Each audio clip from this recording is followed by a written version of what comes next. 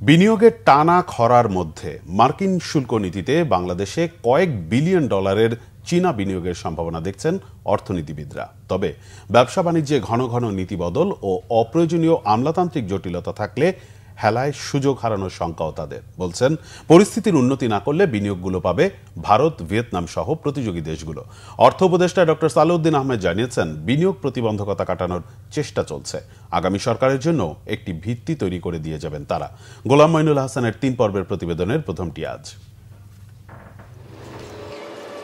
গত কয়েক বছরের দেশে বিনিয়োগের পরিসংখ্যান হতাশাজনক। সরকারের পক্ষ থেকে অব্যাহত চেষ্টা থাকলেও দৃশ্যমান ফল আসেনি। দেশে বিনিয়োগ বৃদ্ধির উদ্দেশ্যে গত এপ্রিলে বিনিয়োগ উন্নয়ন কর্তৃপক্ষ বিডা বিনিয়োগ সম্মেলনের আয়োজন করে, কিন্তু সেটিও বলার মতো সফলতা আনেনি। তবে ট্রাম্পের শুল্ক নীতি বাংলাদেশে বড় বিনিয়োগের হাতছানি দিচ্ছে। চীনা বিনিয়োগকারীরাও এমন আশার কথাই জানালেন। We are waiting for the chance. So when the situation become more clear, আমরা বিনিয়োগের সম্ভাবনা কাজে লাগাতে চাই। এখন বাংলাদেশে বিনিয়োগের ভালো সময়। আমাদের কোম্পানি গত 30 বছর ঢাকা ইপিজেডে আছে। আমাদের আরও 4টি কোম্পানি 40 বছর ধরে বাংলাদেশে বিনিয়োগ অব্যাহত রেখেছে। like the job opportunity as we are doing the manufacturing.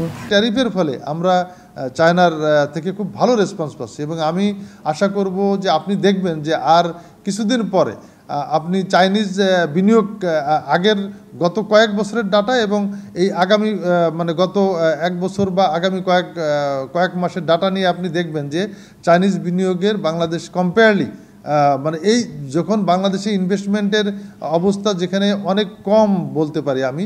Bangladesh an attractive destination for the Chinese investors.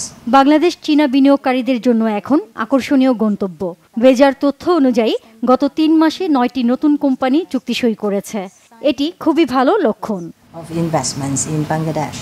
Doctor M Masur রিয়াজের ধারণা, বিনিয়োগের পরিবেশ নিশ্চিত করা গেলে আগামী 5-6 বছর দেশে চীনা বিনিয়োগের প্রভাব থাকবে।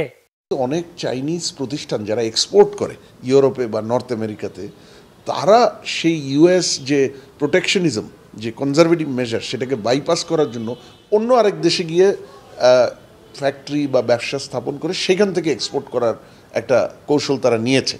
কিন্তু বাংলাদেশ সেটা নিতে পারবে নাকি, সেটা বাংলাদেশের উপর কত দ্রুত বাংলাদেশ নিজেকে তৈরি করতে পারে। কারণ এই মুহূর্তে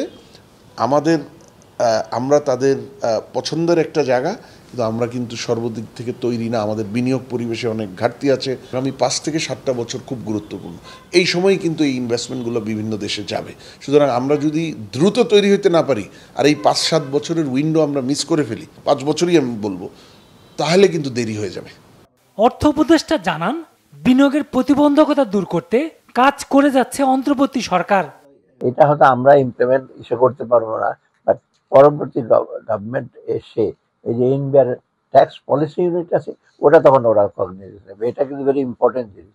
এই কন্টিনিউটি পলিসি না থাকলে কিন্তু ব্যবসায়ীরা আসবে না। চাইনিজরা রিসেন্টলি তারাও তো আবার দেখছে যে গ্লোবাল কনটেক্সটে কিছু কিছু জায়গায় এখন ওরাও চিন্তা ভাবনা করছে। মার্কিন বাজারে বাংলাদেশি পণ্য রপ্তানিতে বাড়তি 20% শুল্ক দিতে হচ্ছে। এদিকে 1 নভেম্বরের মধ্যে চীনের সঙ্গে আমেরিকার কোনো চুক্তি না হলে বেজিং এর উপর 155% শুল্ক চাপানোর হুঁশিয়ারি দিয়ে রেখেছেন মার্কিন প্রেসিডেন্ট ডোনাল্ড ট্রাম্প। গোলাম মঈনুল হাসান, বাংলা ভিশন, ঢাকা।